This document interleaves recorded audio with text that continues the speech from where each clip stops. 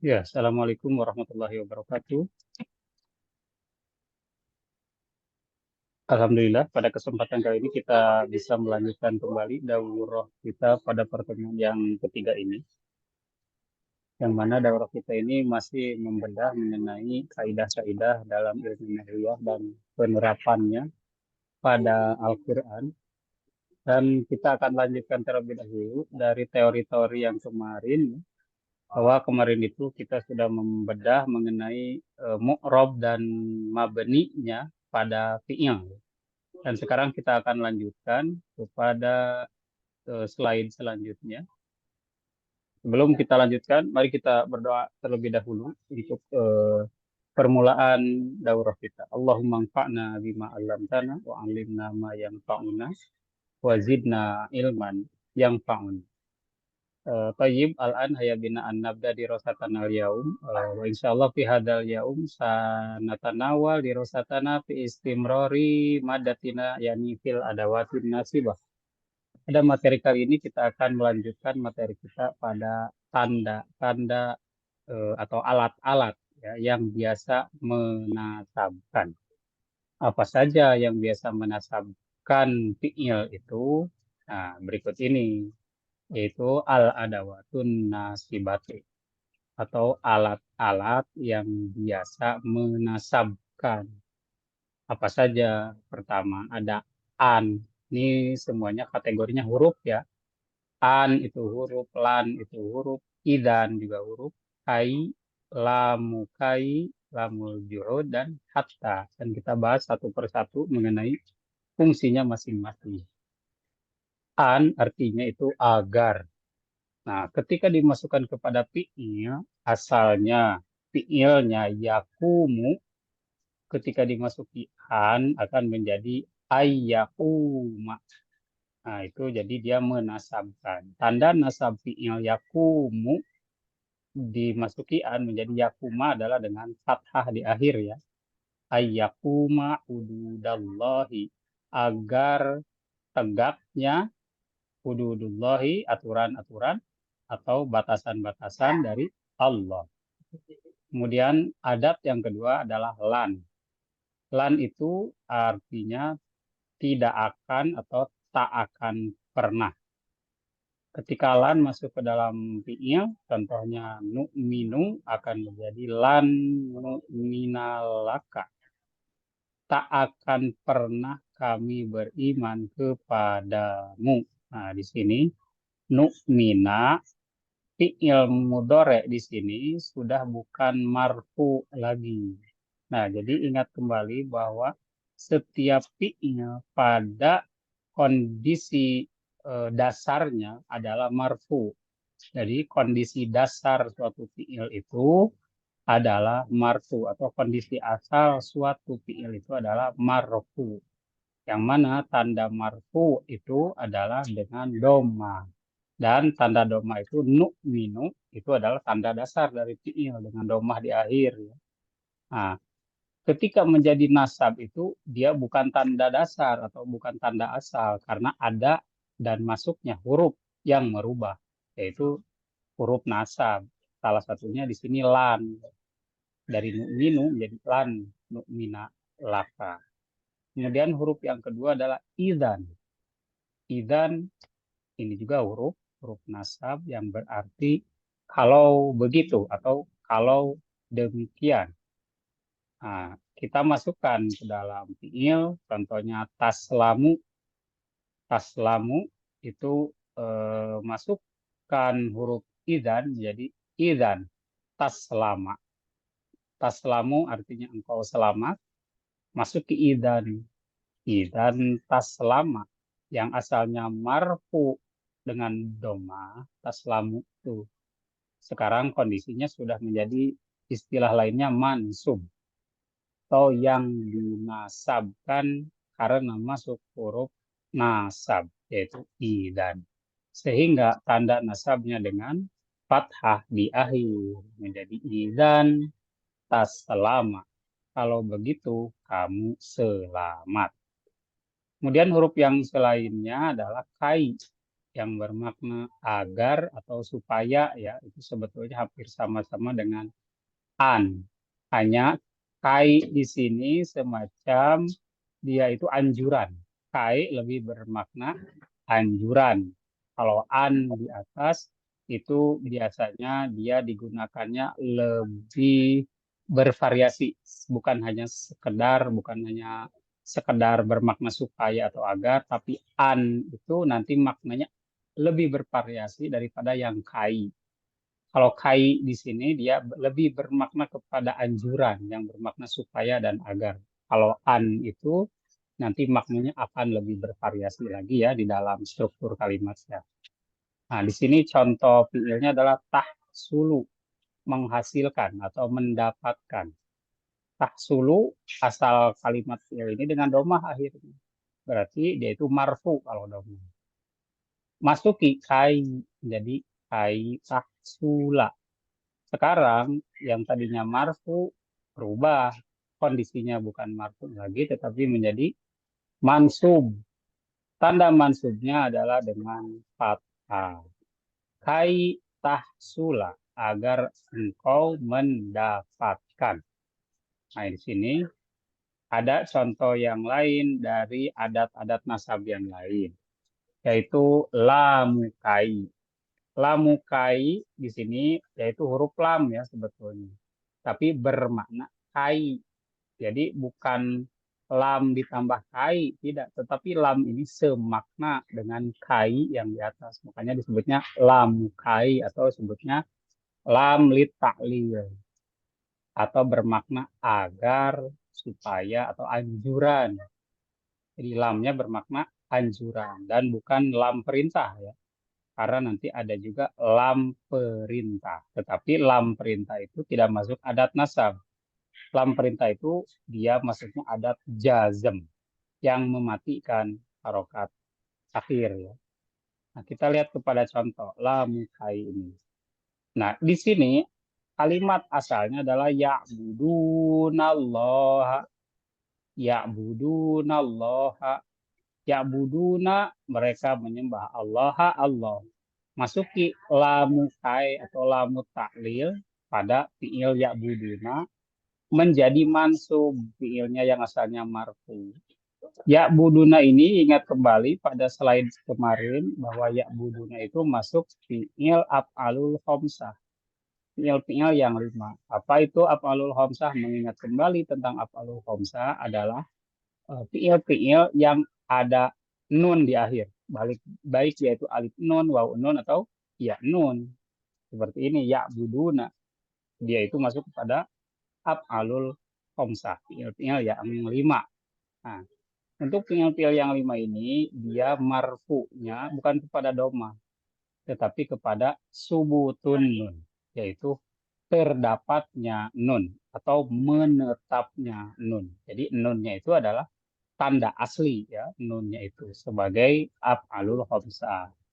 Nah, tetapi ketika dia itu dimasuki lamukae dan menjadi mansub, dari marfu dengan subutun nun, mansubnya adalah dengan hazfun nun, dengan dibuangnya nun sehingga dimasuki lamukae liya budu gitu ya, aslinya ya buduna, masuki ya budullah. Kalau cara membacanya ini langsung sebetulnya disidahkan ke lam ya budullah, wawunya hampir nggak kedengaran, alifnya pun tidak kedengaran. Cara bacanya langsung saja kepada lam yang pada kalimat Allah, jadi liya budullah, wawunya tidak menjadi mad, alifnya tidak menjadi mad. Dia budullah, agar mereka menyembah Allah. Nah, itu lamukai yang termasuk dari adat nasab atau alat-alat untuk menasabkan. Kemudian lam yang kedua ini masih jenis-jenis lam, hanya maknanya berbeda. Kalau lam yang kedua adalah lamul juhud. Lamul juhud itu artinya semacam apa ya, bukan menolak sih, hal-hal yang mengingkari, penolakan, pengingkaran. Lam al-juhud. Al-juhud itu bukan al-juhdu, bukan dengan hak besar, tapi hak kecil ya. Kalau hak besar itu bermakna kesungguh-sungguhan. Al-juhdu kesungguh-sungguhan kalau hanya hak yang bundar ya, atau hak yang biasa. Tetapi di sini hak kecil. Hak kecil di sini al-juhud artinya penolakan, pengingkaran. Bukan bermakna agar, bukan bermakna supaya. Di sini mengingkari. Contohnya kita lihat ada kalimat lam yang ada fiilnya. Maka nallahu liyaghfiro lahum. Nah, ini perhatikan kalimat liyaghfiro-nya sebelum ada lam, yaitu yaghfiru. Yaghfiru berarti dia marfu. Marfu itu kedudukan dasar atau kedudukan asli ya, yaghfiru di sini. Nah, ketika dimasuki lam juhud atau lam pengingkaran atau lam penolakan di sini, maka akan mengakibatkan fiil yang di depannya menjadi mansub. Asalnya yaghfiru menjadi liyaghfiro lahum. Nah, sini li-nya adalah penolakan. Bagaimana menerjemahkannya? Baik, coba kita terjemahkan. Maka tidaklah keadaan Allahu Allah, atau karena di sini tidak perlu diartikan keadaan. Karena di sini terkadang dia hanya menekankan kata kerja itu lampau. Maka Allahu atau tidaklah Allah liyaghfiro lahum akan mengampuni mereka atau memberi pengampunan terhadap mereka. Nah, lamul juhud ini biasanya ada tanda. Apa tandanya? Lam di sini selalu dia berkawan dengan ma atau semacam alat-alat nafi atau alat-alat yang mentidakkan. Sehingga makanya dia sebut lamnya itu lam juhud, lam penolakan. Karena lam di sini dia itu selalu bergantung kepada huruf nafi yang di sebelumnya ada, yaitu di sini salah satunya ma. Maka nallahu liyaghfirolahu. Sehingga ini sudah satu set ya, ma dengan lam itu dia diterjemahkannya artinya tidak begitu. Jadi lam di sini sebetulnya sudah satu set maknanya dengan ma. Maka nallahu liyaghfirolahum. Tidaklah Allah akan mengampuni lahum bagi mereka atau memberi pengampunan lahum bagi mereka. Nah, ini yang disebut lamul juhud itu ketika ada ma, salah satunya ada ma, ya, itu yang memberikan kejuhudannya atau penolakannya, yang berarti tidak ya, tidak akan Allah memberikan pengampunan bagi mereka. Itu lamu juhud, yang mana lamu juhud tadi menasabkan, dan tanda nasab dari fi'il yaghfiro dengan fathah itu ya, menasabkan. Kemudian tanda atau adat nasab yang selanjutnya adalah hatta, yang artinya sehingga atau sampai. Nah, hatta di sini pun dia terkadang mempunyai dua kedudukan. Pertama, hatta itu bisa sebagai adat nasab seperti ini. Dan hatta juga dia kalau masuk kepada isim, hatta itu menjadi huruf jar. Gitu. Tapi kalau masuk pada fi'il, dia itu huruf nasab. Nah, di sini yang menasabkan. Asalnya pada contoh ada fi'il yaitu yasma'u. Dan yasma'u itu adalah marfu ya. Tanda marfu yasma'u dengan domah di akhir pada ainnya. Dimasuki hatta akan berubah menjadi mansub, sudah tidak marfu lagi.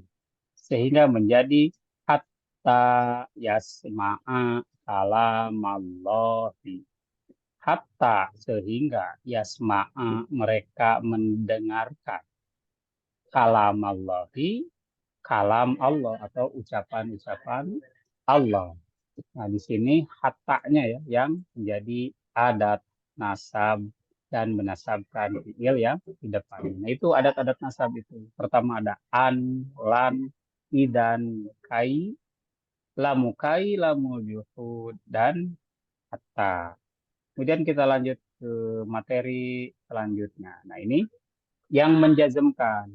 Nah, ingat kembali bahwa mu'rabnya fi'il itu pada marfu, mansub, dan majzum kan, yang menjazmkan. Nah, di sini bagaimana tadi kemarin ya pertanyaan bahwa fi'il itu memang dia itu bukan majrur tetapi majzum.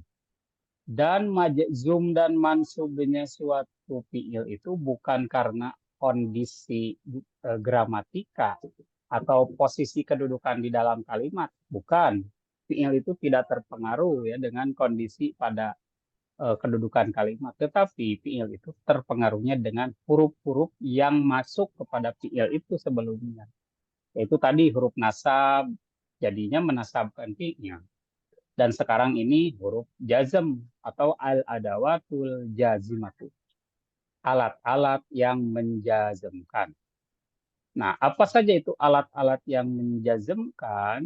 Nah, di sini alat-alat yang menjazmkan dibagi kepada dua. Tentunya menjazmkan apa? Tidak mungkin menjazmkan isim karena jazm tidak ada di isim. Jadi ini tentunya hanya menjazmkan fi'il. Dan terbagi pada dua. Ini lihat pertama ada allati tajzimu fi'lan wahidan yang menjazmkan satu fi'il saja. Jadi ini dampak huruf ini kepada satu huruf dampak huruf ini menjazmkan kepada satu kata kerja saja atau kepada satu fi'il saja. Sedangkan yang di depan ini, nah, pada slide yang biru ini, allati tajzimu fi'lain. Huruf-huruf jazmnya memberikan dampak menjazmkan kepada dua fi'il. Nah, jadi ada dua kategori ya yang adat jazm itu. Bisa menjazmkan satu fi'il dan bisa menjazmkan dua fi'il. Kita bahas dulu yang menjazmkan satu fi'il.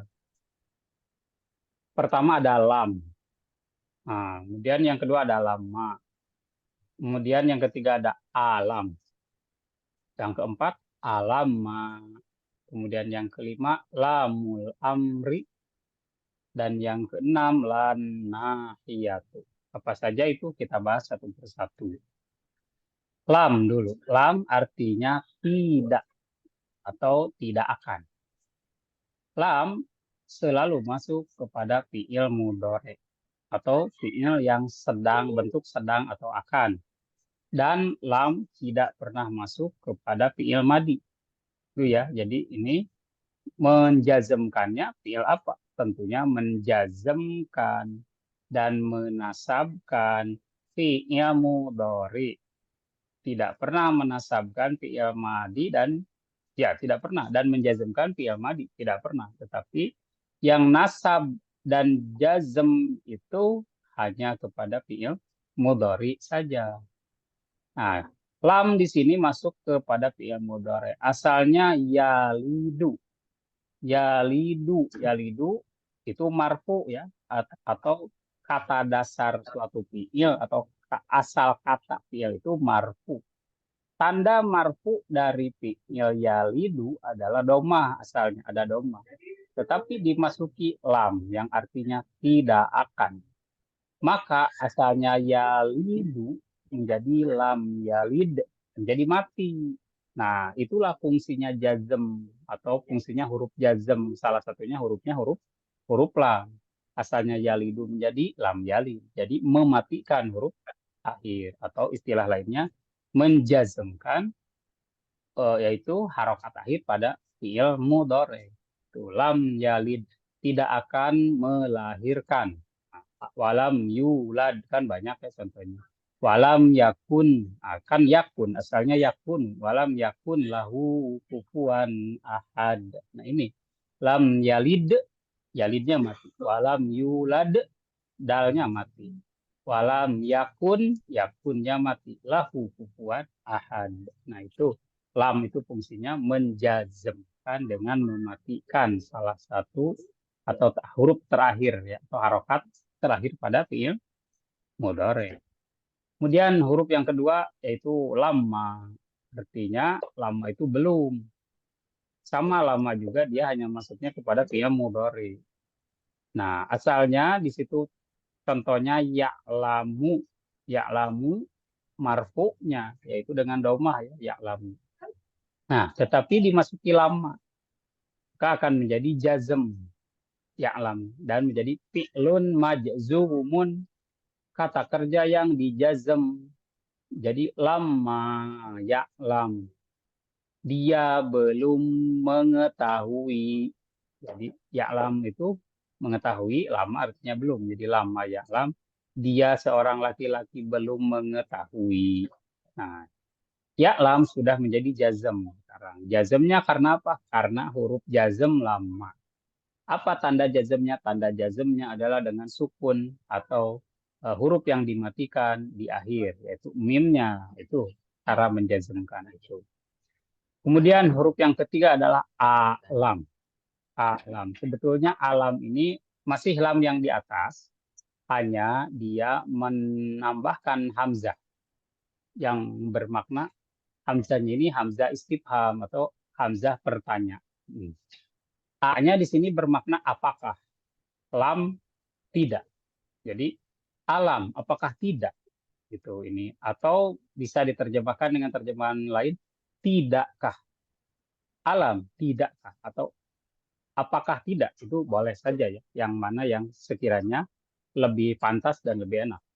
Alam tidakkah, yaj'al, dia menjadikan, alam yaj'al lahu ainain wa lisana wa syafatain. Nah ini alam yaj'al asalnya yaj'alu, dan yaj'alu dengan domah berarti marfu, tetapi sekarang sudah tidak marfu lagi, sekarang sudah menjadi majzum atau yang dijazm. Dijazm dengan apa? Dengan huruf alam yang artinya tidakkah atau apakah tidak. Sehingga yaj'alu tadi sudah menjadi majzum, dan tanda majzum atau tanda jazmnya dengan sukun di akhirnya. Sukunun fi akhirihi. Jadi alam yaj'a. Kemudian huruf jazm yang keempat lama. Nah, ini pun sama dengan lama yang kedua ya, yang artinya belum, tetapi dimasuki huruf tanya atau huruf istifham. A artinya apakah, lama artinya belum. Sehingga kalau kita terjemahkan apakah belum, atau juga mau terjemahan yang lain, belumkah, gitu ya.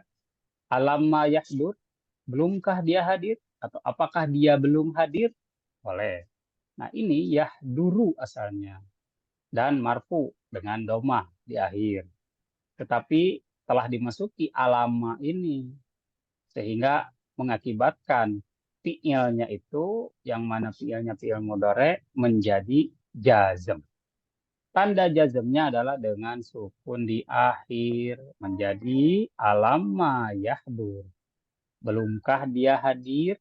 Nah, itu ya alamma di sini. Kemudian sekarang yang kelima yaitu lamul amri atau lam yang bermakna perintah. Nah, lam di sini tadi kan ada beberapa pola ya. Pertama ada lamul juhud yang tadi ya, di sini. Lamu juhud ya, ada lamu kae. Nah, lam itu sebetulnya banyak maknanya. Nah, di sini salah satunya kan yang pada adat nasab sebagai lam juhud, yang mana lam juhud itu lam bermakna penolakan dan bermakna tidak, dengan syarat sebagai lam juhud itu ada ma di awal ya. Salah satunya boleh ma, boleh la yang bermakna tidak. Kemudian ada juga lam yang bermakna agar. Nah, ini sebutnya lamukai, tapi yang di sini berbeda. Lam di sini lamul amri. Lamnya perintah. Jadi tegas, harus, wajib. Nah, gitu ya. Ini bukan agar, bukan supaya. Lam di sini harus maknanya.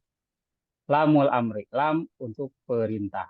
Kalau tadi menasabkan, kalau yang tadi sebagai adat nasab. Kalau ini menjazmkan. Jadi memberikan efek mensukunkan harokat di akhir pada fiilnya. Nah, ini fiilnya yahruju.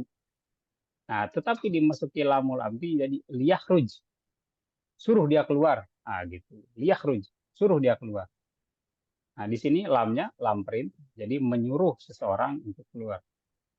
Buat dia keluar atau suruh dia keluar, pokoknya lamnya lam perintah. Gitu. Liyahruj. Suruh dia keluar. Nah, kemudian yang terakhir adalah lan nahiyah.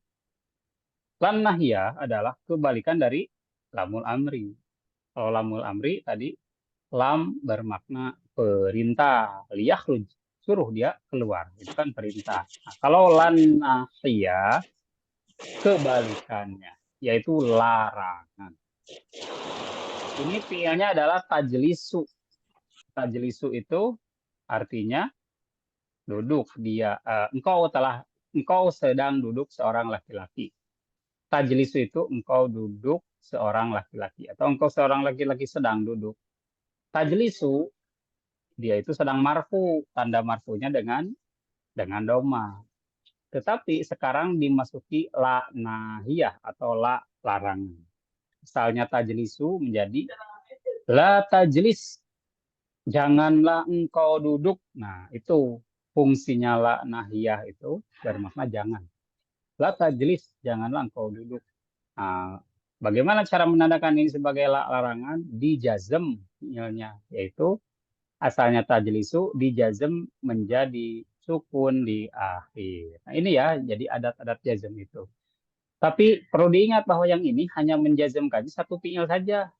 Lam, lama, lam artinya tidak, lama artinya belum, alam artinya tidakkah, alama artinya belumkah, lamul amri perintah, lan nahyah larangan. Nah, ini kita masuk kepada yang menjazmkan dua fiil. Ini dampaknya kepada dua fiil ya kalau yang ini. Nah, kita lihat yang pertama itu in artinya jika. Kemudian idma, kemudian ma, kemudian man, mahma, mata. Satu-satu kita bahas dulu. In artinya jika. Di dalam contoh in tajtahid tanjah. Nah, sebetulnya ini yang menjazmkan dua fiil itu sebagai adat syarat. Jadi huruf-huruf jazm ini sudah menjadi adat syarat yang mana sehingga bermakna jika titik-titik maka titik-titik gitu. Tuh pasti kalau ada syarat ada jawab syarat. Nah ini in tajtahid, jika kamu bersungguh-sungguh, tanjah, tentu atau pasti kamu akan sukses. Nah, di sini mana syaratnya? Syaratnya yaitu tajtahid sebagai syarat. Adat syaratnya mana? Adat syaratnya in atau huruf jazmnya in yang menjadi syarat, adat syarat. Jawab syaratnya mana? Tanjah. Nah, oleh karena tajtahid menjadi syarat, tanjah menjadi jawab syarat, kedua fiil ini harus jazm wajib. Jadi tidak boleh in tajtahidu tanjahu. Itu salah. Yang benar adalah semuanya dijazm kedua-duanya. In tajtahid tanjah, jika kamu bersungguh-sungguh, tentu atau pasti kamu sukses. Nah, kemudian idma. Idma itu artinya jika. Idma tata'allam. Jika kamu belajar, tataqaddam. Tentu kamu akan maju. Nah, idma di sini pun bermakna syarat, ya, adat syarat. Tata'allam di sini syaratnya atau fi'il syaratnya. Tataqaddam jawab syaratnya. Fi'il syarat dan fi'il jawab syaratnya wajib jazm kedua-dua fi'il tersebut. Dan tanda jazmnya dengan apa? Dengan sukun kedua-duanya. Kemudian contoh yang kedua, ma. Itu adat syarat yang ketiga atau adat jazm yang menjazmkan dua fi'il di sini ma. Ma artinya di sini apapun. Apapun ya. Ma taf'al khairan tujza bihi. Ma apapun taf'al yang engkau kerjakan khairan berupa kebaikan atau apapun kebaikan yang engkau kerjakan. Terjemahannya boleh dibolak-balik ya, tidak masalah. Matap al khairan, kebaikan apapun yang engkau kerjakan, tujza bihi, kamu akan dibalas dengannya. Nah, kita lihat di sini mana syarat dan mana jawab syaratnya. Syaratnya adalah taf'al khairan, yang engkau kerjakan berupa kebaikan. Adat syaratnya mana? Yaitu ma, yang bermakna apapun. Jawabnya mana jawab syaratnya? Tujza bihi. Nah, itu jawab syaratnya. Kemudian ingat, syarat dan jawab syaratnya harus jazm. Nah, di sini kita lihat mana tanda jazmnya. Taf'alu khairon asalnya. Masuki ma jadi ma taf'al. Taf'al menjadi jazm sekarang, tanda jazmnya dengan sukun. Kalau jawab syaratnya tujza bihi. Tujza asalnya panjang, ada alif lazimahnya yaitu tujza. Tapi karena jazm sehingga hazful akhir, yaitu dengan dibuang huruf akhir yaitu berupa alif yang tertidur. Jadi tujza bihi asalnya tujza, panjang kan. Tapi jazm itu bukan hanya mematikan akhir, tetapi kalau pada huruf ilat alif waw iya yaitu membuang akhir. Jadi pendek asalnya tujza panjang, sekarang jadi tujza. Jadi pendek. Tujza bihi, kamu akan dibalas bihi dengan. Kemudian adat syarat yang keempat atau adat jazm yang menjazmkan dua fi'il selanjutnya adalah man. Man di sini dia bermakna siapapun. Man yasbir, yazfir atau yazfar ya. Sobaro yasbiru, zoparo yazfaru. Man yasbir, barang siapa yang sabar, yazfir atau yazfar, maka dia akan beruntung. Nah, di sini syaratnya yasbir,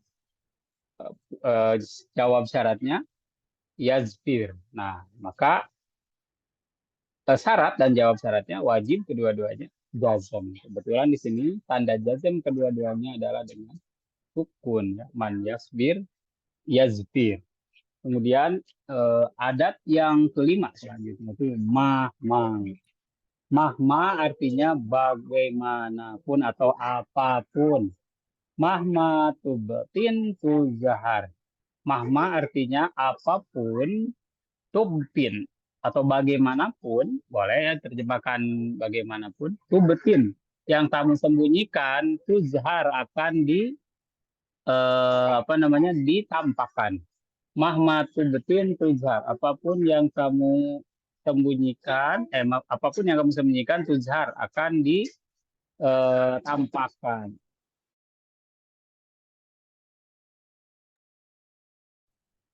Kemudian, nah ini kedua-duanya harus menjazmkan, yaitu tubetinu asalnya dan tuzharu.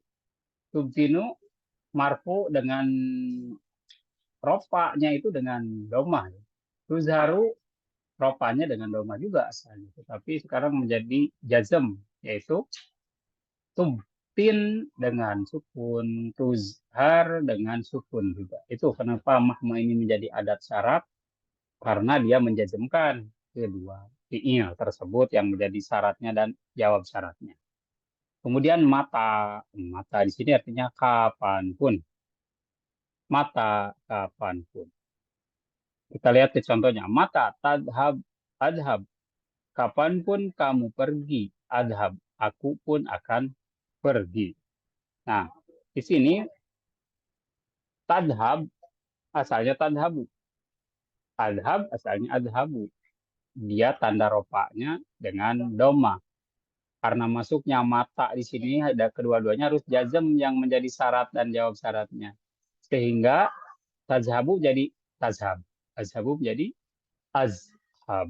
Nah, inilah tanda jazmnya adalah dengan sukun kedua fi'il tersebut. Kemudian contoh yang kedua. Ayyana tahsun tuhmad. Ayyana tahsun tuhmad. Nah, ayyana di sini bermakna kapanpun.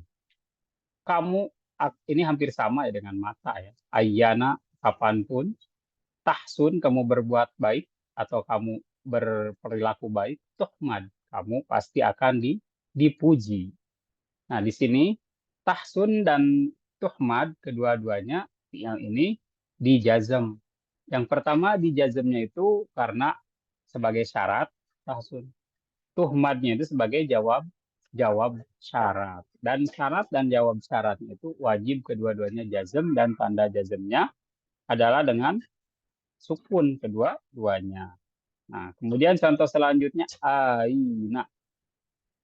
Aina ini artinya dimanapun. Dimanapun. Aina tamsi, amsi. Kemanapun tamsi kamu berjalan, amsi aku pun akan berjalan. Gitu. Aina di sini sebagai adat jazm yang menjazmkan dua fiil. Nah, kita lihat ada dua fiil di sini, tamsi dan amsi. Tamsinya sebagai syaratnya, amsinya sebagai jawab syaratnya. Nah, kemudian di sini asalnya tamsi dan amsi, asalnya kedua-duanya panjang. Ketika panjang ada alif maksuro atau ada alif azimah, pada tamsi itu dia sedang marfu dan amsi dia juga sedang marfu. Tetapi ketika jazm di hazful akhir, dia itu dibuang akhir. Jadi tamsi dan juga amsi. Nah, itu lebih pendek ya. Di jazm itu dibuang akhir. Kemudian yaitu yang ke berapa ini? 8 ya. 6, 7, 9. Anna. Anna. Anna itu hampir maknanya sama. Dari mana? Anna. Atau di mana? Anna itu hampir mirip dengan Aina. Kalau Ayana tadi mirip dengan mata yang sebelumnya ya. Aina dengan Anna, kalau Ayana dengan mata. Itu artinya hampir mirip. Dan memang begitu maknanya sama. Aina di mana atau dimanapun. Anna dimanapun. Anna yaskun askun. Dimanapun dia tinggal, aku akan tinggal. Anna dimanapun. Yaskun, dia tinggal. Askun, aku pasti akan tinggal. Nah, di sini yang menjazmkan dua fiilnya anna sebagai adat jazm. Yaskun menjadi fiil syarat. Askun menjadi jawab syarat. Kedua-duanya jazm dengan sukun.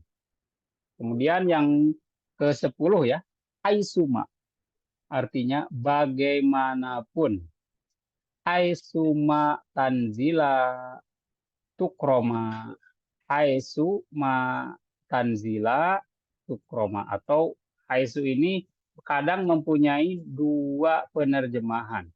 Bisa diterjemahkan haisuma itu bagaimanapun atau bisa diterjemahkan dimanapun. Nah, ini tergantung konteksnya di dalam kalimat. Jadi haisu di sini dia maknanya ada dua. Bisa bagaimanapun, bisa dimanapun gitu ya. Nah, kita lihat dulu ke konteks contohnya. Aisuma tanzila tukroma.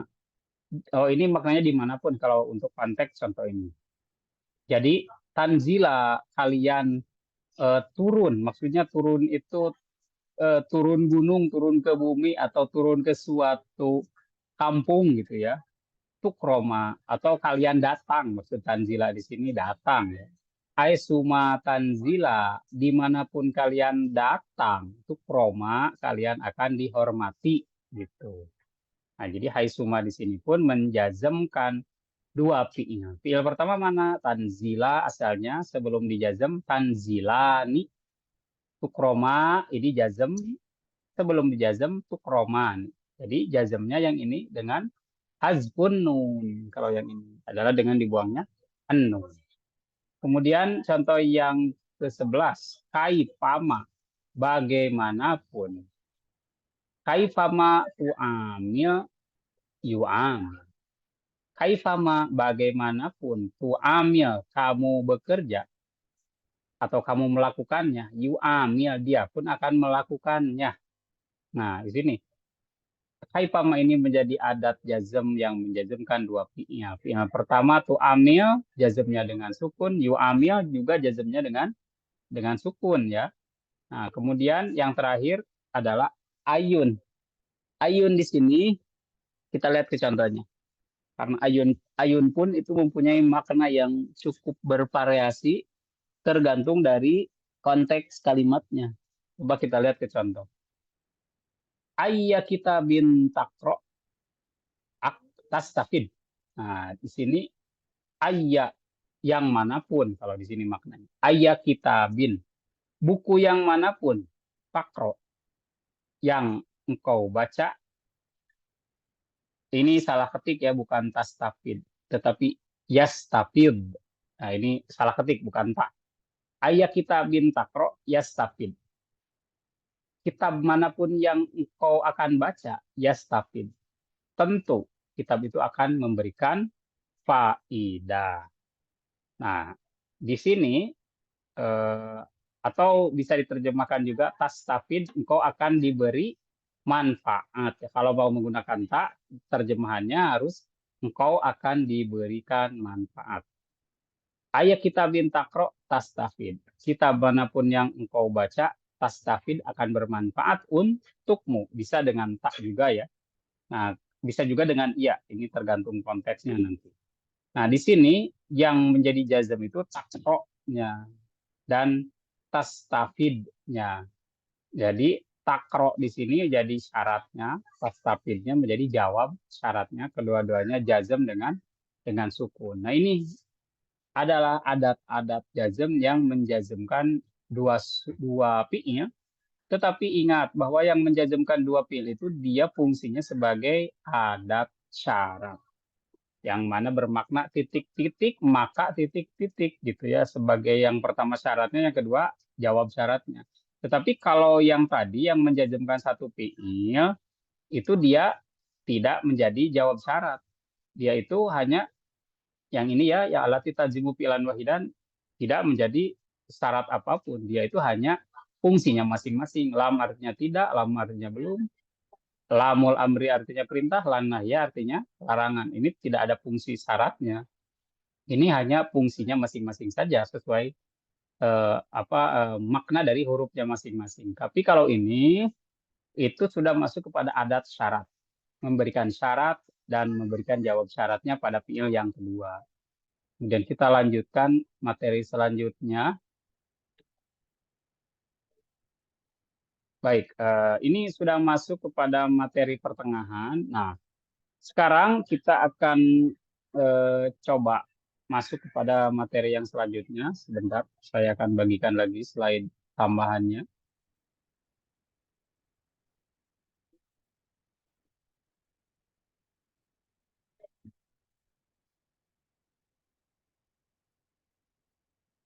Nah, baik. Di sini ada adat yang selanjutnya. Sebentar.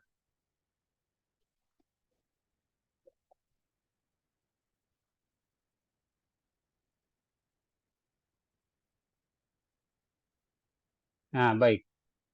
Silakan diperhatikan. Informasi yang ini.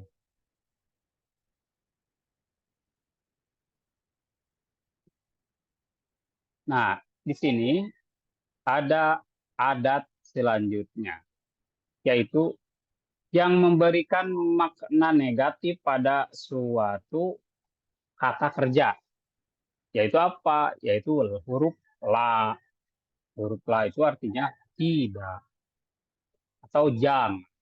Makanya di sini fungsinya ada dua. Lihat pertama fungsi la itu sebagai la nahiyah. La nahiyah itu dia termasuk kepada fi'il jazm fi'ilnya. Kalau setelah la nahiyah. Kalau yang sebelah kiri la-nya la nafiyah. La nafiyah itu bukan bermakna jangan. Kalau an-nahiyah bermakna jangan. Kalau an-nafiyah bermakna tidak. Bukan larangan, tapi tidak.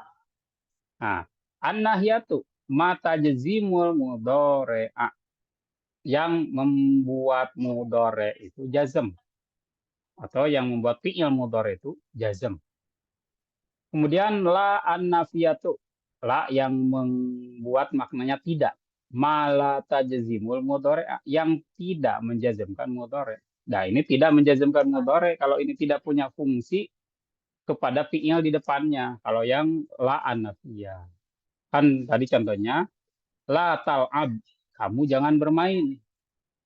La tashrobu, kalian jangan meminum. La tal'ab di sini jazmnya dengan sukun. La tashrobu di sini jazmnya dengan hazfun nun, dibuangnya nun. La tad'u di sini jazmnya dengan dibuang akhir, yaitu huruf wawu yang di akhir. La tashtari di sini yang dibuangnya huruf iya yang di akhir. Jadi di sini tanda jazmnya dengan hazful akhir dan la tashtari di sini. Yang bermakna jangan ini semua ya. Kalau la an-nafiyah ini bermakna belum. Mala tajzimul mudhari'a yang tidak memberikan efek jazm pada mudhari'nya. Latal abu, nah tidak latal abu kalau ini tetap saja dia marfu, tidak menjadi majzum, ya pada posisi marfu tetap. Latas robuna, nah di sini tanda marfunya dengan nun, subutun nun, tetapnya nun. Lata ada di sini dengan tanda marfunya dengan apa? Nah, kalau yang ini tanda marfunya adalah dengan domah muqaddarah sebut. Dengan domah yang ada pada waw, pada pelajaran yang kemarin ya yang kita bahas mengenai domah muqaddarah, domah yang diperkirakan harus ada di sana. Begitu juga latas tari. Latas tari di sini pun dia domahnya muqaddarah, yang mana aslinya latas tariyu, la tadu'u. Ini semuanya bermakna tidak. Latal abu, dia tidak kamu tidak bermain. Latas robuna, mereka tidak meminum. Latad'u, kamu tidak berdoa. Latas tari, kamu tidak membeli. Nah ini tidak menjazmkan. Kalau yang ini hanya menafikan dan tidak ada efek pada fi'ilnya ya. Dan kita lanjut lagi setelah la. Nah, di sini masuk kepada detil dari macam-macam lam. Nah, tadi kan kita bahas mengenai jenis-jenis lam. Kita lihat di sini lam itu ada setidaknya 5 fungsi ya. Lam itu. Pertama lihat ada lam itu sebagai harfu jarin. Lam itu harfu jarin. Dan ingat kembali bahwa jar tidak masuk kepada fi'il, tidak. Jar itu hanya masuk kepada isim. Contohnya lillahi, lillahi milik Allah. Di sini majrurnya Allahu menjadi lillahi dengan kasroh. Lis solati. Nah, asalnya as-solatu dimasuki li sebagai huruf jar jadi lis solati. Dan majrur dengan kasroh. Kalau ini dengan kasroh. Lin nabiyyi asalnya an nabiyyu. Dimasuki li huruf jar menjadi lin nabiyyi, untuk nabi. Nah, ini yang huruf jarnya masuk kepada isim. Sebutnya isim majrur. Kemudian ke sisa lam-lam yang di bawah sisanya itu adalah masuk kepada fi'il semua. Pertama, yang kedua atau yang kedua ya, atau yang pertama dari yang masuk kepada fi'il adalah lamukai yang tadi kita bahas. Bahwa lamukai itu masuk kepada huruf nasab. Contohnya li akroa. Jadi dia menasabkan ya fi'il di depannya. Asalnya akro'u dimasuki li menjadi li akroa. Li akroa agar aku bisa membaca. Lias tariha agar dia bisa beristirahat. Litafhama agar kamu bisa paham. Nah ini fi'il-fi'il di depannya menjadi mansub kalau ini, yaitu menjadi fathah mansubnya, dan lamukai adalah adat nasab. Kemudian yang ketiga lamul juhud. Nah ini lam penolakan tadi ya, yang mana harus ada ma. Makanya ada ma di sana. Ma kuntu li afhama. Tidaklah aku memahaminya. Ma kuntu li afhama. Tidaklah aku memahaminya. Nah, lamnya pada afhamu jadi li afhama karena lamnya adalah lamul juhud atau lam penolakan atau artinya lam yang bermakna tidak. Jadi menolak bahwa dia memang tidak paham gitu. Makun tuli afham. Tidaklah saya paham hal itu ya. Makun tuli afham. Itu fi'ilnya menjadi mansub. Tanda mansub afhama dengan fathah. Kemudian yang keempat, lamul amri. Nah, kalau lamul amri, dia bukan nasab lagi. Sebagaimana lamul kai dan lamul juhud. Yang keempat dan yang kelima ini yang keempat ya. Lamul amri ini dia lamnya lam adat jazm. Contohnya, liyadkhul, suruh dia masuk. Liyakhruj, suruh dia keluar. Liyarji, suruh dia pulang. Nah, ini menjazmkan kan fi'il-fi'il yang setelah lam ini yang bermakna lamnya lamul amri. Nah, lamul amri ini menjazmkan fi'il dan tanda fi'ilnya itu jazmnya dengan sukun di akhir. Dan yang kelima adalah lamut taukid atau lam yang memberikan makna penegasan atau makna sesungguhnya. Lam taukid ini dia tidak mempunyai pengaruh apakah menasabkan atau menjazmkan pada kata kerja, tidak ada. Dia netral secara perubahan fiil, netral secara perubahan. Tetapi secara makna dia mempunyai makna penegasan atau kesungguh-sungguhan. Contohnya layar ji'u, sungguh dia akan pulang.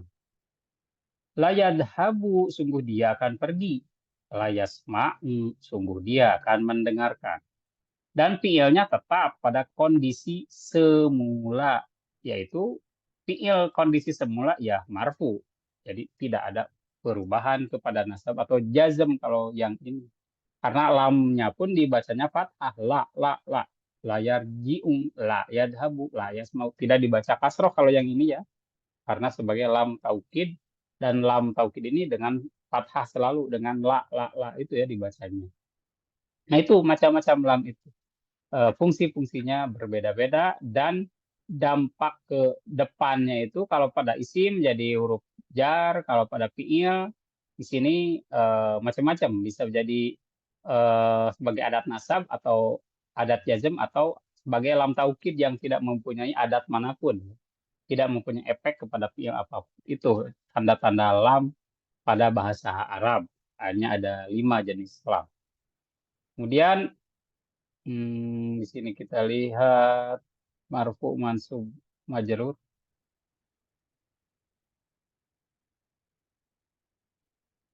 Sepertinya kalau yang ini sudah mudzakkar. Oh, ini udah kalau slide yang ini. Kita Oh ya, di sini maksud saya sekarang lebih mendetilkan kepada apa saja gender di dalam bahasa Arab. Di sini sangat penting pelajaran ini karena untuk mengetahui kata apa yang masuk kategori mudzakkar, kata apa yang masuk kategori mu'annas. Nah, ini kesimpulan dari mudzakkar dan mu'annas. Mudzakkar itu laki-laki, mu'annas itu perempuan. Nah, lihat pada bagian mudzakkar, laki-laki. Al-mudzakkaru madalla ala dzakarin. Bahwa kata mudzakkar atau laki-laki itu madalla ala dzakarin yang menunjukkan kepada lelaki. Wal mu'annasu, dan mu'annas itu maya dulu yang menunjukkan ala unsa kepada perempuan. Sebetulnya ada tambahan.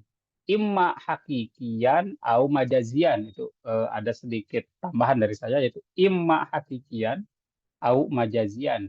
Baik secara hakikat dia perempuan au majazian, atau hanya sekedar majazi atau tidak nyata gitu ya. Nah, lihat kepada contoh-contoh kalimat bagi mudzakkar. Misalkan kalimatnya muhsinun. Muhsinun itu artinya seorang laki-laki yang berbuat baik. Muhsinun kondisinya itu marfu. Nah, ini marfu. Lihat, marfu itu adalah dengan doma. Muhsinani, dua orang laki-laki yang berbuat baik. Tanda marfunya dengan apa? Dengan alif nun.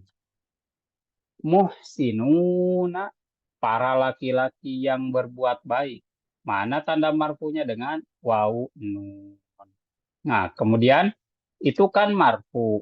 Kita rubah kepada mansub menjadi muhsinan untuk yang tunggal. Menjadi tanda tanda mansubnya adalah dengan fathah. Kalau yang musanna atau yang dua, muhsinaini, dua orang lelaki yang berbuat baik. Nah, ini sudah mansub posisinya. Karena alif nunnya sudah berubah dengan iya nun. Nah, itu mansub itu berubah ya. Kemudian muhsinuna sekarang berubah menjadi muhsinina, yang mana artinya masih sama, yaitu orang-orang laki-laki yang berbuat baik atau para laki-laki yang berbuat baik. Nah, muhsinina di sini tanda mansubnya dengan iya nun. Kemudian isim yang terakhir adalah majrur. Tadi kan ada marfu, mansub, dan ini majrurnya muhsinin. Ini yang tunggal dengan kasroh tandanya. Muhsinaini, nah ini hampir sama dengan yang mansub, tanda majrurnya dengan ya nun. Muhsinina hampir sama juga dengan yang mansub, bahwa tanda majrurnya dengan ya nun juga untuk yang jama mudzakkar salim. Kalau jama buat laki-laki. Nah, kita sekarang perhatikan kepada yang perempuan. Mu'annas perempuan. Itu yang menunjukkan kepada mu'annas secara hakiki atau majazi. Ini tandanya adalah adanya tak. Adanya tak. Muhsinatun, nah ini ada tak kan, tak marbuto. Itu tanda perempuan. Dan dia kondisinya sedang marfu, tanda marfunya dengan domah. Muhsinatani, dua perempuan yang berbuat baik. Ini marfu, tanda marfunya dengan ta alif nun itu. Kemudian muhsinatun, para perempuan yang berbuat baik. Tanda marfunya dengan apa? Alif ta yang di doma. Kalau yang mansub dari muhsinatun menjadi muhsinatan. Tanda mansubnya dengan fathah. Muhsinataini, tanda mansubnya dengan ta ya nun. Artinya dua perempuan yang berbuat baik. Kemudian yang jamaknya muhsinatin, asalnya muhsinatun tuh yang di atasnya yang mansub. Ini kondisinya mansub, ya tanda mansubnya bagi yang jamak perempuan ini dengan alif ta di kasroh. Di kasroh ya, bukan di fathah, di kasroh. Jadi tanda mansub dan tanda majrur bagi perempuan itu hampir persis sama pada bagian muhsinataini dan muhsinatinnya saja. Tapi kalau untuk yang tunggal, muhsinatin itu dengan kasroh. Itu tanda majrurnya dengan kasroh. Kalau yang dua dan jamak, muhsinataini dengan tak ya nun. Muhsinatin dengan alif ta di kasroh. Nah, itu adalah contoh resume dari marfu, mansub, dan majrurnya yang mudzakkar dan yang muannas dalam penggunaan kalimat atau kata di dalam bahasa Arab. Nah, sekarang kita akan mengetahui apa saja jenis-jenis yang dianggap muannas itu. Nah, di sini Anwa'ut ta'nis, ini judulnya.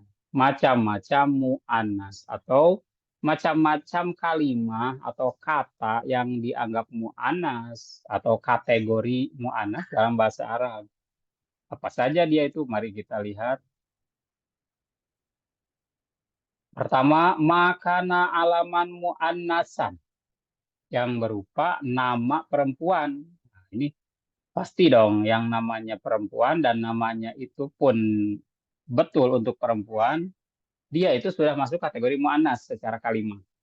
Ya contohnya Fatimah itu nama orang Fatimah, Maryamu nama orang Maryam, Zainabu dan nama orang Zainab. Ini perempuan semuanya, baik Fatimah, Maryam atau Zainab. Tetapi yang jadi catatan bahwa nama perempuan di dalam bahasa Arab itu secara global, secara garis besar jangan ditanwin.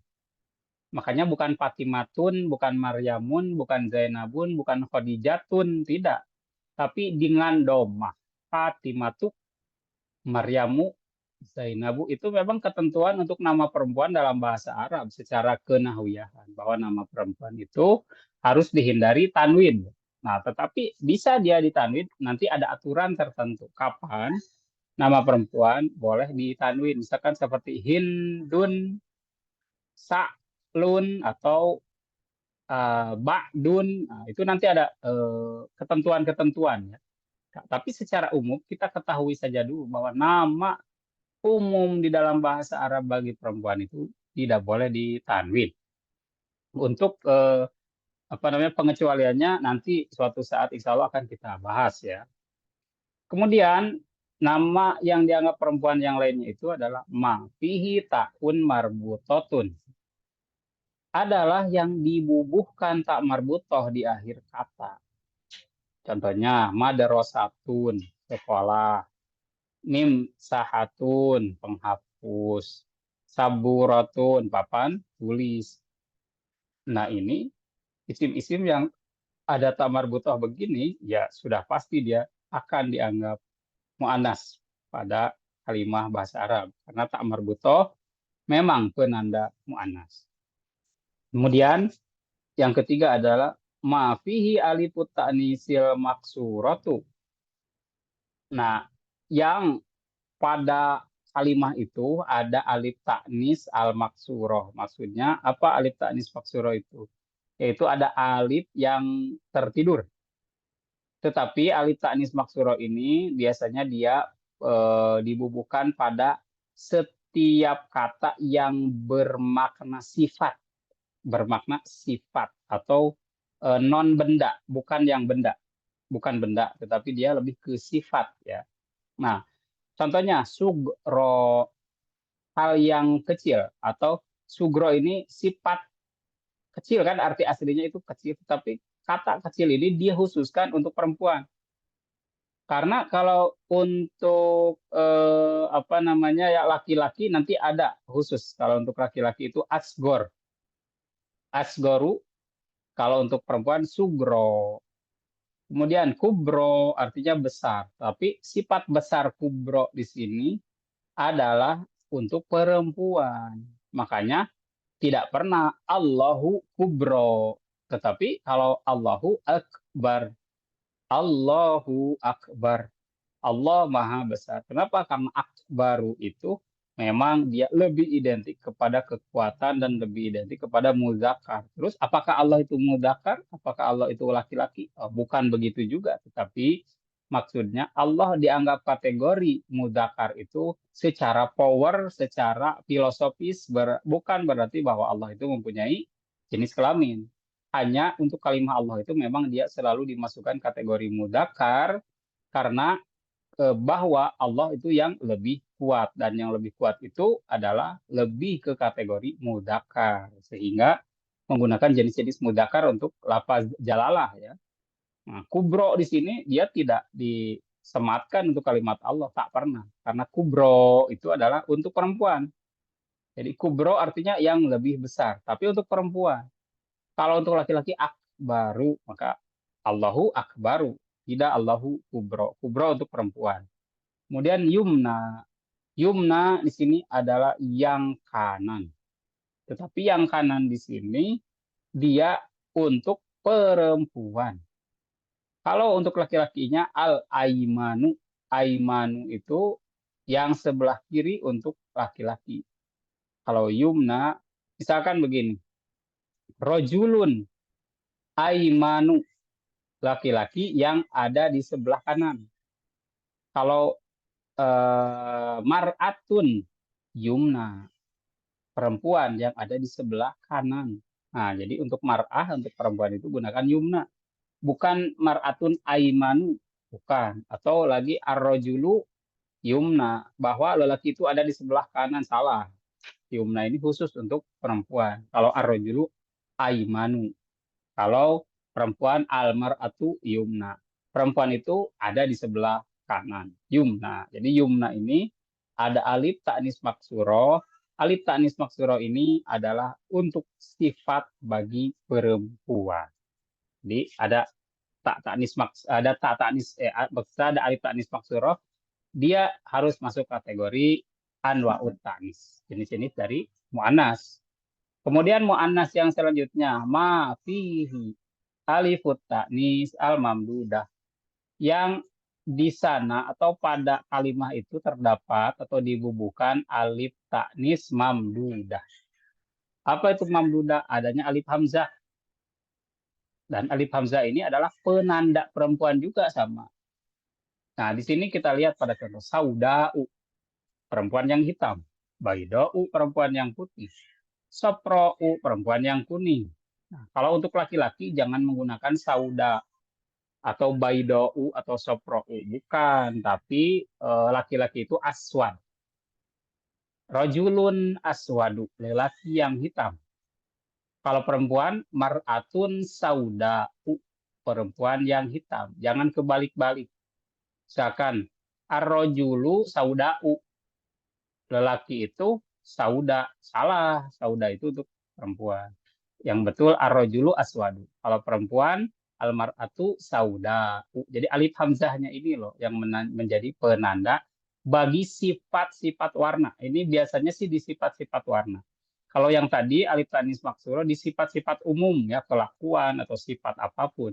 Tapi kalau untuk alif hamzah ini dia lebih sering kepada warna ya. Sauda'u warna hitam untuk perempuan, baida'u warna putih untuk perempuan, sopra'u warna kuning untuk perempuan.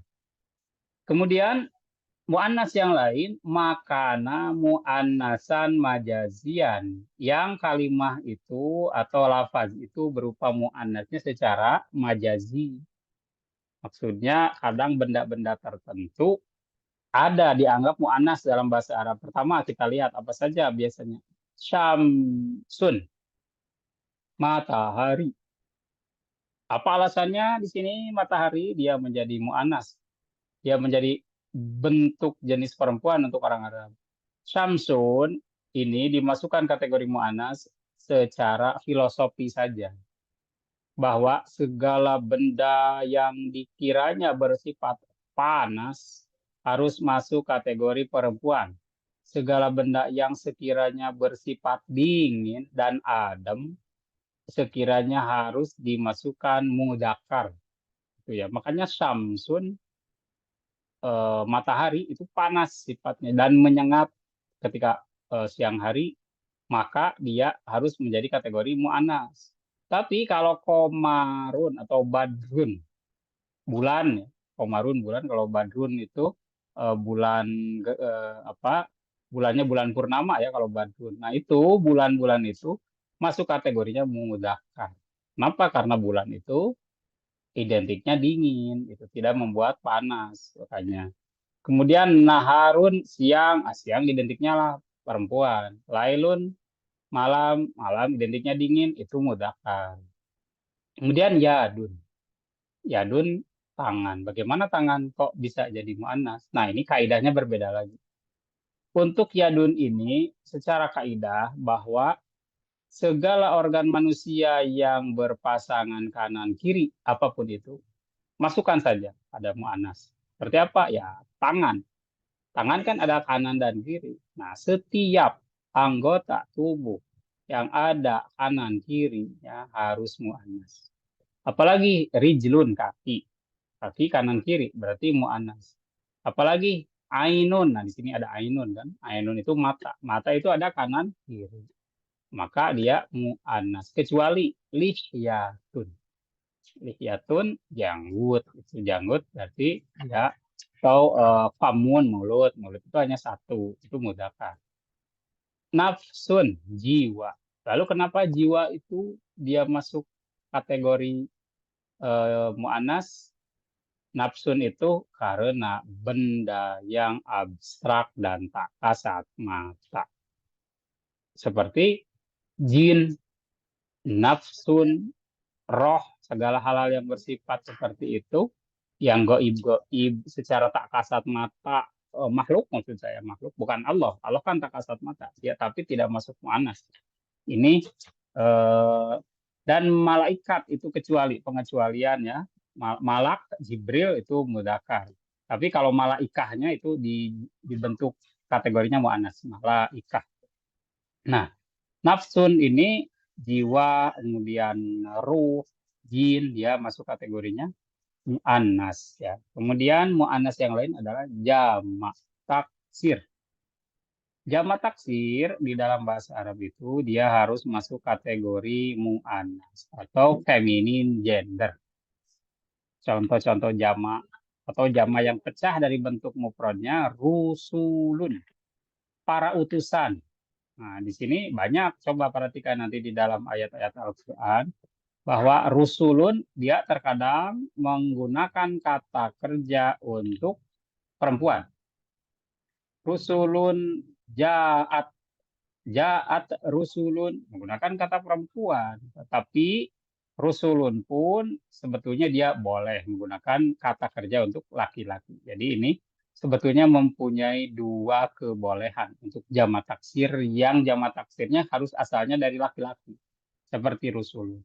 Boleh dia menggunakan gender aslinya mudzakkar, boleh. Boleh juga dia menggunakan kaidah mu'annas karena masuk jamak taksir itu boleh. Tidak ada kesalahan di dalam macam-macam mu'annas ini. Anbiya'u, para nabi-nabi, karena dia jamak taksir, boleh seperti tadi ya. Tetapi kalau masa jidu, masjid-masjid, dia secara dasarnya bukan makhluk hidup dan bukan manusia. Maka masa jidu harus tetap mu'annas. Masajidu ini jamak taksir dari masjidun, masjid. Nah, kalau yang ini tidak boleh. Dia diberikan kata kerjanya untuk laki-laki, tidak boleh. Karena dia bukan makhluk hidup. Jadi, secara kaidah, setiap jamak taksir untuk non-manusia atau benda atau hewan itu wajib masuk kategori mu'annas. Kalau ada pengecualiannya, kalau jamak taksirnya yang berasal dari mudzakkar dasarnya, itu boleh dikembalikan mudzakarnya ataupun boleh tetap dalam keadaan mu'annas sebagai jamak taksirnya. Itu ada dua kaidah ya untuk jamak taksir. Nah, kemudian yang selalu dianggap mu'annas di dalam bahasa Arab itu apa? Setiap huruf satuan. Seperti huruf jar, huruf jazm, huruf nasab atau huruf hijaiyah ya itu semua huruf-hurufan seperti ba, fa, dal itu kan huruf hijaiyah. Kalau an itu huruf jar, fi huruf jar atau huruf jazm sekalipun yang tadi lam, lama ya yang baik jazm menjazmkan satu fiil, jazm yang menjazmkan dua fiil atau huruf-huruf nasab tadi itu masuk kategori apa? Mu'annas. Semua huruf masuk kategori mu'annas. Kemudian asmaul qura ini yang dianggap mu'annas atau perempuan dalam kalimah ya pada bahasa Arab itu nama-nama daerah, nama-nama kampung, nama-nama wilayah. Misru, kota Mesir. Nah, ini harus masuk kategori mu'annas. Jakarta, ya kota Jakarta. Makkah, kota Makkah. Semua kota, semua negara, semua kampung, semua nama jalan, atau semua nama-nama gedung, nama-nama sekolah atau nama pokoknya nama wilayah itu daerah, lokasi dan lain sebagainya yang menandakan area itu harus masuk kepada jenis mu'annas. Nah, itu ya ketentuan-ketentuan mu'annasnya pada bahasa Arab itu seperti apa. Cukup detail ya mengenai mu'annas yang mana. Kita lanjutkan kepada slide selanjutnya. Nah, kita kemarin kan sudah mengetahui mengenai mu'rob. Mu'rob itu isim yang di i'rob atau yang dirubah. Yang mana ada marfu, ada mansub, dan ada juga majrur. Tetapi mungkin kita akan bahasnya ini pada pertemuan yang selanjutnya secara lebih detail lagi. Tapi kita lihat dulu secara sekilas untuk kita bahas minggu depan mengenai jadi ada ketentuannya ya bahwa marfu'atul asma. Nah, ini kita sedikit kembali lagi ke belakang mengenai marfu'atul asma agar kita tidak lupa ya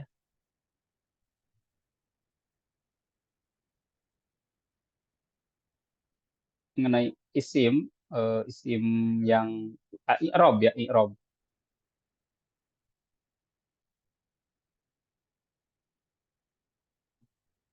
biar kita lebih paham. Nah, ini maksud saya i'rob isim dan i'rob fi'il. Nah, sekarang kita akan masuknya itu kepada i'rob isim secara detail lagi.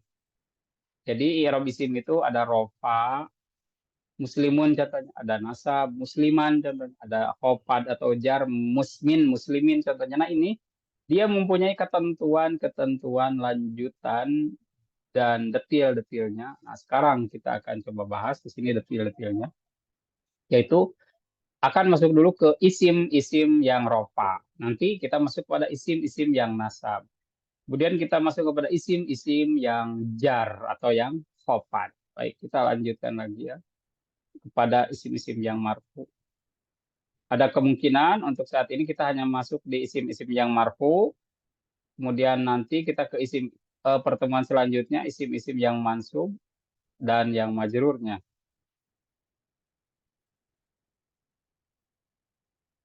Nah, di sini. Ini adalah marfu'atul asma. Adalah isim-isim yang dimarfu, yang termasuk pada tadi isim i'rob ya atau mu'rob yang bisa berubah huruf akhirnya yaitu dengan domah ya. Jadi apa saja sih jenis isim-isim yang bisa didomah akhirnya itu? Nah, ini ketentuan-ketentuannya. Jadi tidak bisa sembarangan kita mendomah isim itu. Nah, di sini dibahasnya itu di dalam tatanan susunan kalimat, susunan jumlah. Kalau di sini Di sini kita sudah masuk kepada tatanan, bukan hanya satuan, bukan kepada hanya ilmu sorobnya. Jadi di sini kenapa suatu isim itu disebut marfu? Kenapa? Alasannya ini ada 7. Pertama, al-fa'ilu, ketika dia menjadi pelaku dalam suatu kalimat. Nah, itu. Jadi ketika jadi pelaku sudah pasti dia dengan domah atau sebagai marfu tadi ya. Kemudian yang kedua, ketika menjadi naibul fa'il atau pengganti pelaku. Naibul fa'il ini berbicara mengenai kata kerja yang pasif. Kalau fa'il tadi kita berbicara mengenai kata kerja yang aktif. Contohnya begini. Ibu membeli sayuran. Nah, ibu kata kerja, maksud saya ibu fa'il pelaku. Atau begini, yang lebih sedikit mendekati tatanan bahasa Arab dan Arabnya. Telah membeli sayur, gimana ya? Telah membeli ibu sayuran, tetapi sebetulnya itu nggak enak. Memang nggak ada aturan di dalam bahasa Indonesia harus diakhirkan kata kata pelakunya. Kita terjemah asli saja. Ibu telah membeli sayur. Nah, ibu ini fa'il, dia itu pelaku atau subjek, itu aja ya yang mudah ya. Al fa'ilu. Nah, ini fa'il. Ibu telah membeli. Telah membeli kata kerja dengan keterangan waktunya. Telah membeli. Sayuran objeknya. Nah, ini fa'il itu ketika kata kerjanya itu aktif. Tetapi kalau kata kerjanya pasif seperti sayuran dibeli oleh ibu. Dibeli itu maka menjadi nanti sebutnya fiilnya majhul, itu kata kerjanya yang pasif yang artinya di. Jadi sayuran dibeli oleh ibu gitu. Nah, ini sayuran ini nanti menjadi naib fa'il gitu. Naib fa'il itu adalah semacam subjeknya bagi kalimat yang pasif. Jadi kalau diterjemahkan sayuran telah dibeli gitu ya. Sayuran telah dibeli. Jadi ketika ada kata kerja di, nah itu sudah pasti yang subjeknya tadi itu posisinya menjadi naib fa'il yang menjadi subjeknya itu. Dia itu hanya sedikit modifikasi dari fa'il. Jadi fa'il dan naib fa'il itu sangat berkaitan erat. Hanya secara aktif dan pasif itu aja. Kata kerja aktif di fa'il, kata kerja pasif di naib fa'il gitu. Itu berbeda fungsi sedikit secara aktif dan pasifnya saja. Kemudian kalau yang ketiga di sini ada yang disebut mubtada. Bahwa mubtada di sini dia subjek, tetapi subjeknya itu kemiripan dari fa'il. Sebetulnya fa'il dan mubtada di dalam bahasa Indonesia itu tetap subjek-subjek juga. Fa'il dan mubtada dalam bahasa Indonesia adalah subjek-subjek juga. Perbedaannya fa'il itu pelaku, harus didahului dulu kata kerja, itu aja. Kalau mubtada itu subjek yang kata bendanya mendahului kata kerja. Jadi kata kerjanya dibelakangkan. Seperti tadi, ibu membeli sayur. Nah, ibu itu mubtada di dalam tatanan bahasa Arab ya. Ibu itu mubtada. Membeli itu fi'il. Sayur adalah maf'ul bih, objeknya. Tetapi kalau fa'il didahulukan dulu kata kerja. Telah membeli. Nah, itu kata kerja ibu. Ibu itu fa'il. Nah, bedanya itu aja. Fa'il dan mubtada secara tatanan gramar bahasa Indonesia itu sama. Dia subjek pelaku. Hanya dalam tatanan bahasa Arab, fa'il dan mubtada berbedanya. Kalau fa'il kata kerjanya didahulukan di awal, telah membeli ibu sayuran. Nah, itu fa'il adalah ibu. Tapi kalau mubtada itu si subjeknya didahulukan, yaitu ibu telah membeli sayuran. Nah, ibu itu jadi mubtada. Secara fungsi fa'il dan mubtada ya itu juga gitu. Dalam bahasa Indonesia itu juga sebagai subjek. Bedanya apa? Ya bedanya eh, yang didahului fi'il yang mana itu aja. Kalau fi'il ada di awal berarti fa'il. Kalau pelaku ada di awal berarti mubtada. Gitu. Si pelaku itu jadi mubtada. Itu untuk tidak membingungkan kepada kita apa itu beda fa'il dan mubtada, sama di dalam bahasa Indonesia, sama, nggak ada bedanya. Hanya kalau dalam bahasa Arab didahului dulu oleh fi'il adalah fa'il.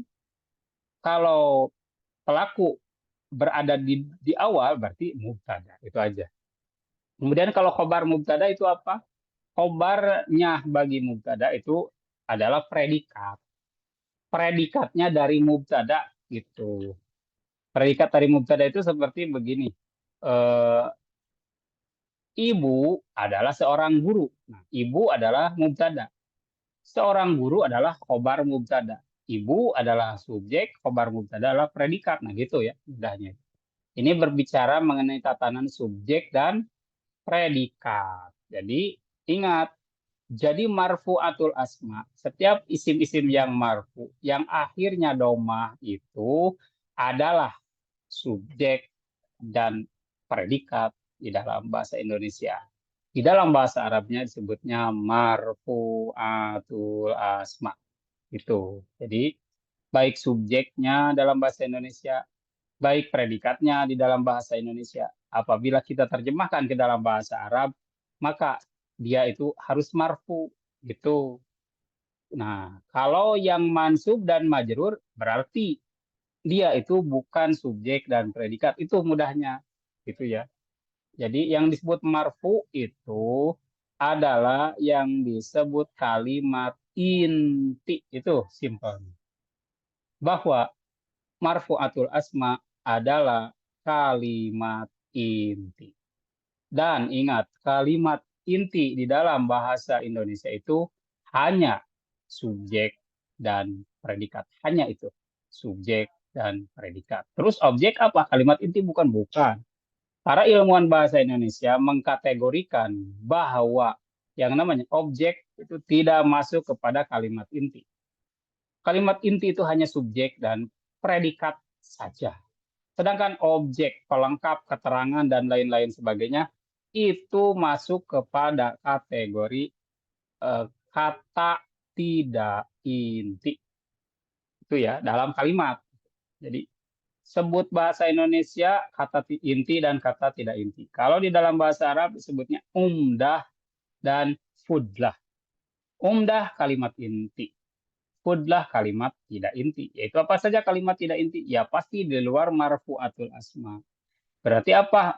Mansubatul asma dan majruratul asma. Dia itu yang menjadi fudlahnya. Yang menjadi umdahnya atau yang menjadi kalimat intinya, ya ini aja, ini yang 7 ini. Jadi yang 7 ini termasuk pada kalimat inti. Makanya kenapa dia harus marfu. Apa itu marfu? Jadi marfu itu sesuatu yang default, sesuatu yang setelan pabrik, sesuatu yang tidak ada yang merubah huruf atau apapun. Dia tetap ada keadaan asli dalam bahasa Arab adalah marfu. Kondisi asal, kondisi asli. Makanya kondisi asal dan kondisi asli harus ada pada kalimat inti saja. Di luar itu berarti dia bukan kalimat inti. Ya, marfu itu kalimat-kalimat inti. Nah, kemudian sisanya yang 5, 6, 7, nah ini sebetulnya pengembangan. Pengembangan dari mana? Pengembangan dari mubtada khobar. Sebetulnya itu juga ya. Dia ini isim kana wa akhawatuha. Dia itu adalah mubtada. Khobar inna wa akhawatuha. Dia itu adalah khobar. Nah, tetapi isim kana dan khobar inna di sini dia hanya mempunyai kekhususan sendiri yang menggunakan kana, yang menggunakan inna. Jadi nanti akan kita bahas lebih detailnya ya mengenai isim kana dan khobar inna. Kemudian itu masih 3 dan 4 sebetulnya yang 5, 6 ini. Hanya dia pengembangan. Kemudian yang terakhir adalah nomor 7, at-tabi'un lil marfu'i. Nah, ini sedikit unik. Untuk at-tabi'un lil marfu'i ini adalah yang ikut-ikutan kepada isim marfu yang 6 di atas. Gitu. Jadi bahwa yang ketujuh ini marfu'nya itu bukan marfu asli. Bukan. Bukan karena dia kalimat inti, bukan. Tetapi dia itu hanya sekedar pengikut, pengekor. Berarti Kalau pengekor, dia bukan kalimat secara inti. Iya, betul.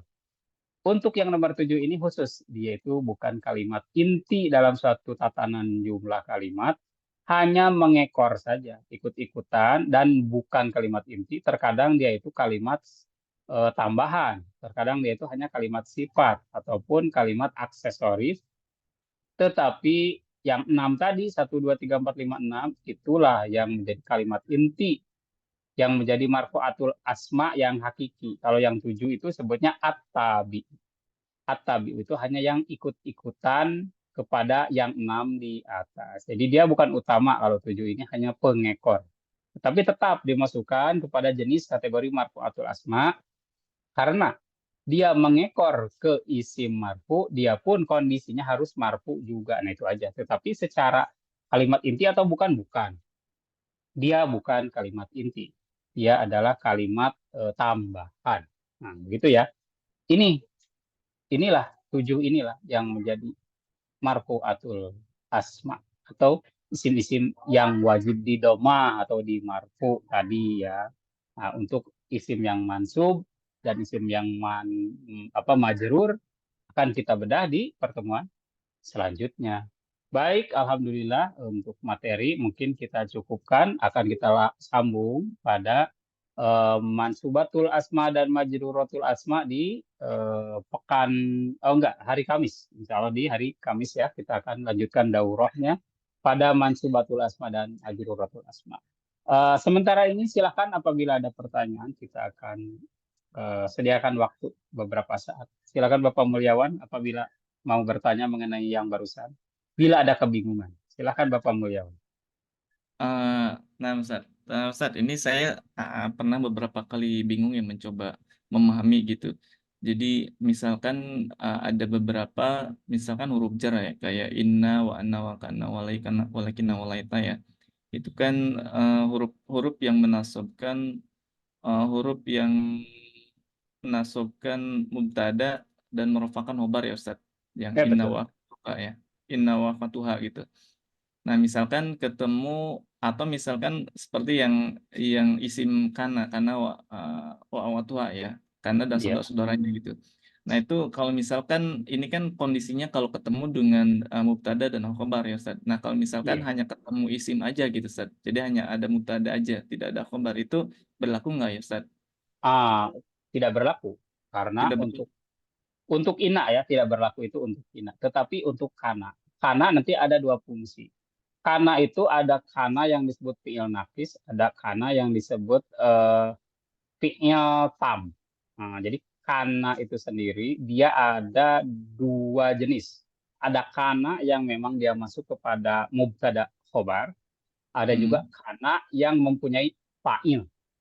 Tuh. Sehingga kalau kana yang mempunyai fa'il dia tidak membutuhkan khobar gitu ya, untuk kana yang mempunyai fa'il.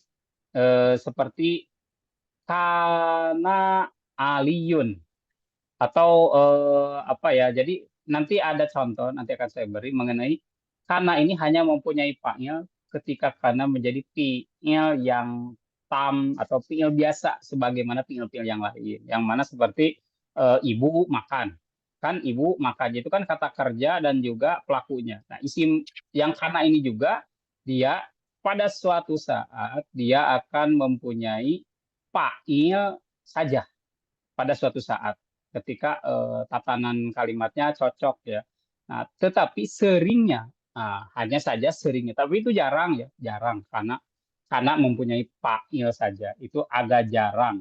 Tetapi yang paling sering karena dan apalagi inna, karena dan inna itu adalah disebutnya di sini ini an-nawasih. Bahasa lainnya adalah an-nawasih. Apa itu an-nawasih? An-nawasih itu adalah alat-alat atau penyebab-penyebab yang hanya masuk kepada mubtada dan khobar. Sehingga tidak mungkin hanya mubtada saja, tidak mungkin hanya khobar saja. Begitu. Jadi inna ataupun kana itu apalagi inna ya. Kalau kana itu terkadang dia suatu saat ada fa'il saja, tetapi lebih seringnya kana dan inna disebutnya an-nawasih. Apa itu an-nawasih? Arti an-nawasih itu penghapus. Penghapus apa? Penghapus mubtada khobar, maksudnya gitu. Jadi dia menghapus mubtada khobar tidak menjadi asli lagi. Gitu. Makanya sebutnya an-nawasih.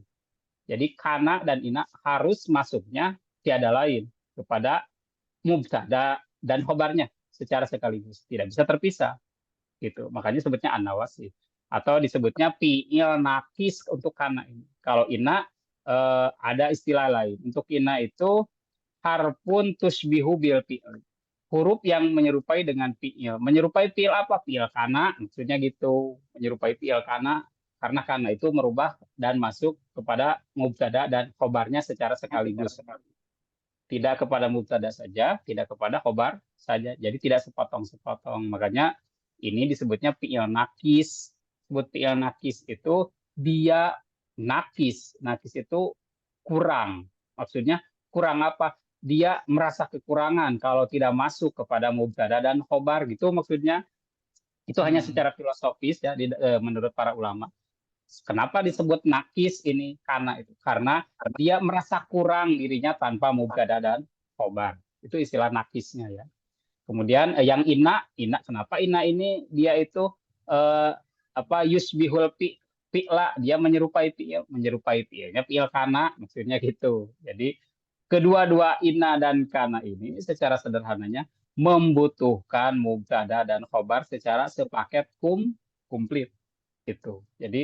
Eh, jadi tidak akan mungkin dia hanya masuk kepada mubtada saja dan tidak akan mungkin kepada khobar saja. Karena untuk ina dan kana ini adalah alat yang khusus merubah mubtada dan khobar secara sepaket gitu Pak Mulyawan. Jadi tidak satuan ya, tidak satuan. Kalau yang satuan itu nanti ada khusus, yang itu tadi ada lam taukid yang tadi Pak. Masih ingat ya tadi ada lam taukid.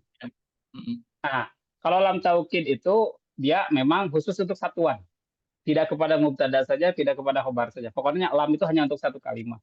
Tetapi khusus untuk kana dan ina itu dia maksudnya kepada tatanan kalimat sempurna.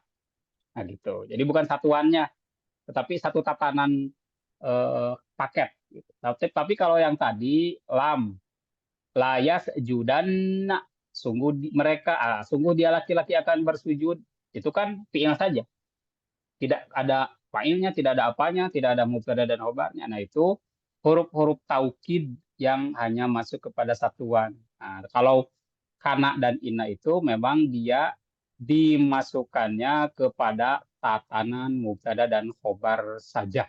Jadi dia masuknya sudah kepada ilmu nahwiyah ya, ilmu nahwi tadi secara lengkap dan merubah tatanan sempurna tadi menjadi berubah sebagiannya.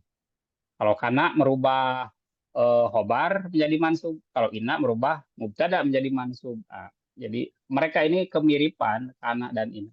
Hanya kemiripannya sedikit kebalik. Yang satu merubah khobar, yang satu merubah mubtada gitu, isim kana dan khobar ini. Begitu ya Bapak Mulyawan. Jadi ini masuknya sudah kepada jumlah, bukan kepada mufradatnya gitu. Kalau yang mufradat mah yang tadi coba kita buka sedikit ya yang mufradat. Nah ini lamu taukid Pak, nomor 5. Nah ini tatanannya satuan Pak. Huruf-huruf yang ini satuan. Huruf jar, nah ini huruf jar pun satuan. Lillahi, lissolati, linabi ini adalah huruf-huruf yang masuk hanya pada satuan kata. Gitu. Baik kepada fiilnya, kan kalau huruf jar khusus masuknya kepada isim kan, tidak kepada fiil kan. Nah, kalau yang 2, 3, 4, 5 itu semuanya fiil khusus masuk fiil. Tapi secara satuan. Kalau inna dan kana, nah itu bedanya apa? Kana dan inna itu khusus kepada tatanan, bukan pada satuan kalimat. Mudah-mudahan jelas Bapak Mulyawan. Silakan satu lagi lah terakhir, boleh Ya, pertanyaan. ini masih terkait itu sih. Kadang-kadang saya belajar ya memahami ya. Nah, misalkan kayak ini saat ada hurufun nahwi, saat huruf nafi ya, saat ada ma Iya, dan la ya, itu juga kan eh, fungsinya sama juga ya. Itu mubtadanya jadi rofa gitu ya. Kemudian khobarnya itu jadi nasob ya, Sat, jadi fathah gitu. untuk Wahuma ma la gitu kan. Huruf untuk la nafi. yang ini. huruf nafi untuk la ini Oh, ya. ya, nah, Ustaz ya. Itu. Oke, Nah, kalau untuk misalkan itu kan berlaku untuk kedua ya, seperti tadi struktur kalimat ya, ada mubtada, ada khobar. Nah, kalau misalkan hanya ada isim aja gitu saat yang ada, misalkan la zaidan gitu, misalkan nggak ada zaidan, atau itu seperti apa Ustaz? Berlaku nggak la zaidun atau la zaidan atau gimana tuh Ustaz? iya, untuk la di sini masuk kepada yang menafikan isim. Nah, nanti dia masuk kepada isim nasab, huruf-huruf nasab, Pak. Nanti besok kita akan bahas mengenai itu. Ada, yaitu pada ketentuan isim-isim asmaul ansubat ya nanti. Kapan Hmm.